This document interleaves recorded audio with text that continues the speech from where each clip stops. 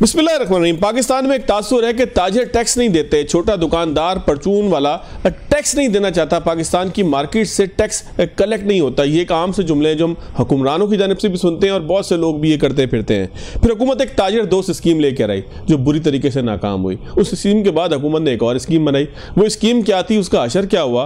कराची की एक मार्केट जिसे लियाकताबाद सुपर मार्केट के नाम से जाना जाता है, वहाँ पर इस स्कीम के साथ क्या कुछ होता रहा, ज़रा सुनते हैं वहाँ पर लोगों के साथ क्या हुआ, उसके बाद आगे की तरफ चलेंगे। यहाँ तो लोग दुकानों के रेंट नहीं दे पा रहे हैं, तो ये 60,000 रुपये जो टैक्स की सूरत में इन्होंने ये दुकानदारों पर मुसल्लत कर दिया है, लोग कहाँ से निकालेंगे? ये तो नामुमकिन सी बात है सर, ये तो ख़त्म होनी चाहिए। अगर ये हम पे ज़बरदस्ती करेंगे, ज़ोर ज़बरदस्ती करेंगे तो मजबूरन हमें अपनी दुकानें बंद करना पड़ेंगी, क्योंकि यहाँ तो बहुत कारोबार पहले ही तबाह हुआ है, बर्बाद हुआ है। यहाँ तो पहले ही कारोबार नहीं है, तो ये टैक्सेस की सूरत में हम लोग बिल नहीं भर पा रहे, तो ये टैक्सेस कैसे देंगे?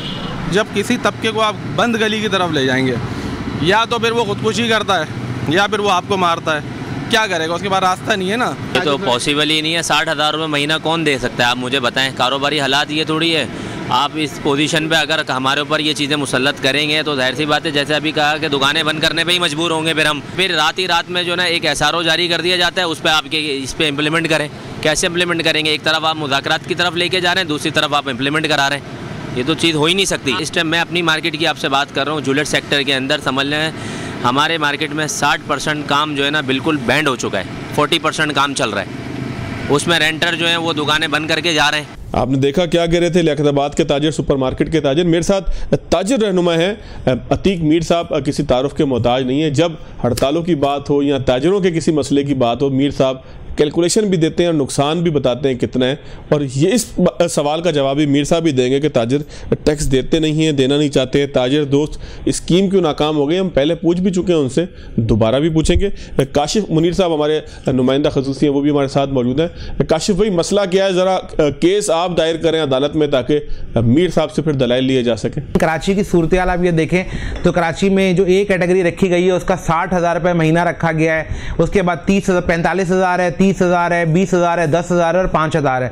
हैरानकुन तौर पर इसमें आपके लिए हैरानकुन सूरत हाल होगी कि जो लियाकताबाद मार्केट का जिसका आपने जिक्र भी किया, उसको रखा गया है ए कैटेगरी में। लियाकताबाद के जो रहनुमा हैं, ताजिर हैं, उनकी आपने सारी बात भी सुनी।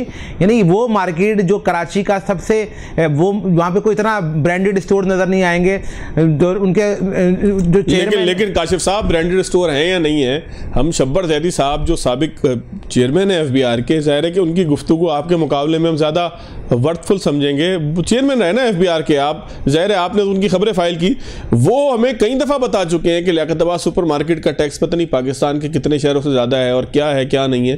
तो आम आदमी जो बैठा हुआ है उसको लालू खेत नहीं पता, उसको नहीं पता कि उस इलाके के हालात क्या हैं, उसके पीछे घरों की कैफियत क्या है, सूरत हाल क्या है, वहाँ बिजली कितनी देर आती है, कितनी देर जाती है। आम आदमी को यही लगा कि सुपर मार्केट है तो शायद बहुत ही कोई सुपर होगी। सर जी सर, मेरे ख्याल में लियाकताबाद वालों को जो शब्बर जैदी साहब का बयान है वो महंगा पड़ गया है। यानी लियाकताबाद के अंदर फवाद साहब बहुत सारी मार्केट हैं, कोई लियाकताबाद के अंदर एक मार्केट नहीं है। वहाँ पर टिम्बर भी है, सराफा भी है, कपड़े वाले भी हैं, ट्रंक वाले भी हैं। उन तमाम लोगों को एक कैटेगरी में डाल दिया। मेरे ख्याल में बहुत बड़ी तादाद में वहाँ दुकानदार ऐसे होंगे जिनकी 60,000 महीना आमदनी भी नहीं होगी।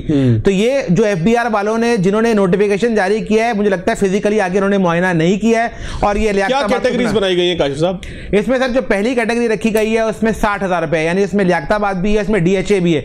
यानी लियाकताबाद को बात आइलैंड के साथ मिला दिया गया है। आप हैरान होंगे कि DHA हो गया, बात आइलैंड हो गया, बंस रोड हो गया, बंबई बाजार हो गया, इन तमाम को बराबर कर दिया गया है। गुलिस्तान जौहर, गुलशन इकबाल, उसको B कैटेगरी में 30,000 तक में भी रखा गया है। यानी गुलिस्तान जौहर तो तकरीबन जो है वो 30,000 में रखा गया है। नॉर्थ नाजमाबाद जिसमें हैदरी की इतनी बड़ी मार्केट है, वो भी 30,000 के करीब जो है मार्केट उसके अंदर रखी गई है। तो ये बड़ा हैरानकुन सूरत हाल है कि लियाकताबाद को उसके अंदर शामिल किया गया है। यानी कि मैं मुकदमा आपका समझ गया। आप ये कहते हैं कि जो स्लैब्स बनाए गए हैं वो ये देख के नहीं बनाए गए कि सोशो इकोनॉमिक क्लास क्या है, बस वैसे ही FBR ने जो है वो सुनी सुनाई के ऊपर या उनके पास अगर कहीं से डाटा था, ज़ाहिर है वो ज़्यादा बेहतर जवाब देंगे। मीर साहब को ज़रा शामिल करते हैं। मीर साहब, ताजिर दोस्त स्कीम आई थी पहले, आप लोग उसमें रजिस्टर नहीं हुए, फिर एक और नई ताजिर दोस्त स्कीम है जिसके अंदर फिर सज़ा भी रखी गई, दुकानें सील हो सकती हैं, फिर कैटेगरीज के ऊपर बड़ी तनकीद हो रही है, जिसना काशिफ साहब ने भी बताया। तो खुद आपकी जो आराम बाग फर्नीचर मार्केट है उसको किस कैटेगरी में रखा गया है? कैटेगरीज के ऊपर आप लोगों को क्या एतराज़ है? ताजिर दोस्त स्कीम में अगर रजिस्टर हो जाते तो शायद ये दिन ना आता, ये भी तो बात दुरुस्त है ना। फिर इल्ज़ाम आप लोगों पे ये कि आप लोग टैक्स देना नहीं चाहते, अब इल्ज़ाम है, हकीकत है, क्या है, उसके ऊपर भी ज़रा रोशनी डाल दीजिएगा सर। संजीदगी के साथ आदाद शुमार जमा किए जाते या कुछ कैटेगराइज भी इस तरह किया जाता कि जिसमें कोई हकीकत पसंदाना बात होती, लेकिन ऐसा नहीं हुआ। एक खाका बना दिया गया और उसमें मुख्तलिफ एरियाज पूरे मुल्क में जिन जिन शहरों में ये ताजिर दोस्त स्कीम को नाफिज किया गया, वहाँ के अलग अलग बाज़ारों, अलग अलग इलाकों के बारे में इसी तरह बहुत सारे स्लैब बनाए गए। तो कराची में मैं देखता हूँ कि जिस तरह ये बहुत सारे एरियाज़ में एक इंतहाई गलत तौर पे इसकी शरें बनाई गई या इसके कुछ स्लैब बनाए गए, इसके टेबल जिस तरह सामने आए, मैं समझता हूँ कि ये एक मफरूज़ा है। एक खाका तो बना लिया गया लेकिन उसके बाद आगे मेहनत नहीं की गई। FBR ने ऐसा लगता है उजलत में एक घर बैठे कुछ लोगों ने ये असेस कर लिया कि ये लियाकत आबाद है, इसके बारे में इस तरह का बयान सामने आ चुका। उन्होंने ये नहीं देखा वह जाके कि कोई बड़ी चेन नहीं, बड़ा स्टोर नहीं है, कोई बड़ी फैक्ट्री नहीं है, कोई बड़ी मिल नहीं है, एक छोटे और दरमियाने दर्जे के कारोबार का वो इलाका है। और उन्होंने उनको 60,000 बाला की कैटेगरी, 7,20,000 रुपये सालाना। मीर साहब एक इसमें ज़रा कन्फ्यूजन दूर कीजिएगा। मिसाल के तौर पे आपकी खुद अपनी जो आउटलेट है वो आराम बाग के अंदर है, अगर आप पहले से टैक्स दे रहे हैं तो क्या आपको फिर दोबारा टैक्स देना पड़ेगा?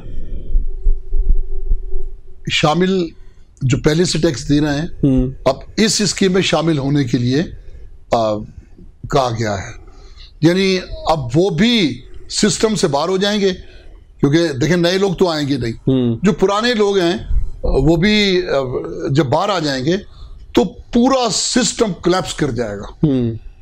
किसने छेड़ा है, मैं हैरान हूं इस सारे सिलसिले को। जो ऑलरेडी फाइलर हैं, जो एक तरीक़ेकार से टैक्स जमा करवा रहे हैं, अब भाई उनको तो छेड़ने की जरूरत नहीं थी। और फिर आपने मार्केट के लोगों से पूछें कि उनकी हैसियत क्या है, उन्हें किस कैटेगरी में रखना चाहिए। फिर ये कहा गया कि हमने हर इलाके की जो दुकानों के किरायों की वैल्यू है या उनकी जो प्रॉपर्टीज की वैल्यू को मद्देनजर रखते हुए इस तरह की जो स्लैब बनाए हैं। मेरा ख्याल है अब तक मैंने जितनी स्कीम्स, टैक्स स्कीम्स को पिटते हुए देखा है, नाकाम होते हुए देखा है, और जिन भी आकिबत नांदेश लोगों ने इस स्कीम को बनाया उन्होंने बेड़ा गर्क कर दिया टैक्स कल्चर का। इससे बदतर नाकामी मैंने किसी स्कीम की नहीं देखी। मैं मीर साहब दोबारा आपकी तरफ आऊंगा, जरा तजावीज़ भी आपसे लेंगे कि टैक्स कलेक्शन, ज़ाहिर है ये तो आप भी समझते हैं, हम भी समझते हैं कि टैक्स दिए बगैर गुजारा नहीं है, लेकिन तरीक़ेकार क्या होगा, मैं आप दोबारा आपकी तरफ आऊँगा। काशिफ साहब, जिस तरीके से मीर साहब बता रहे हैं कि किसी ने कोई प्लानिंग नहीं की, कोई वर्किंग नहीं थी और दिनों के अंदर ये आ गया, ये भी एक बड़ी अहम बात है कि कोई नेगोशिएशन नहीं हुई, किसी से कोई बातचीत नहीं की, कोई सर्वे जो है वो कंडक्ट नहीं हुआ।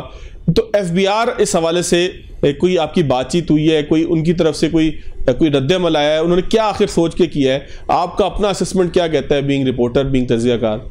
देखें फवाद भाई, ये मुमकिन ही नहीं है कि ये जो स्लैब उन्होंने रखे हैं 60,000 रुपये वाले या 35,000 वाले या 45,000 वाले, ये नाफिज़ुल अमल हो सकें, ये मुमकिन नहीं है।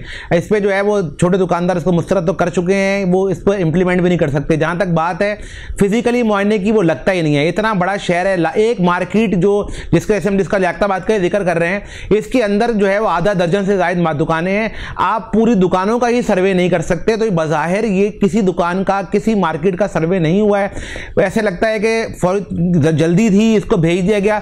माजी में भी इस तरह की स्कीमें आई हैं, जैसे अतीक मीर साहब ने कहा है। ये तो हैरान कुन है, यानी जहां पर आप लोगों से 5,000 रुपये टैक्स नहीं ले पा रहे हैं, वो आपने 60,000 रुपये का टैक्स इसलिए मांग लिया है कि आप उनको 10,000 रुपये पर लेकर आ जाएंगे।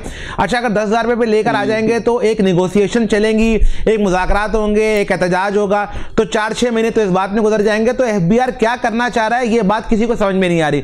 और इसके हवाले से कोई इंप्लीमेंटेशन भी नहीं बताई गई है कि अगर एक इलाके में सील करेंगे, इंप्लीमेंटेशन बड़ी वाज़ेह उन्होंने बता दी है, पीनल कॉन्सिक्वेंसेस उसके उन्होंने बता दिए कि हम इसको सील कर देंगे जो टैक्स नहीं देगा।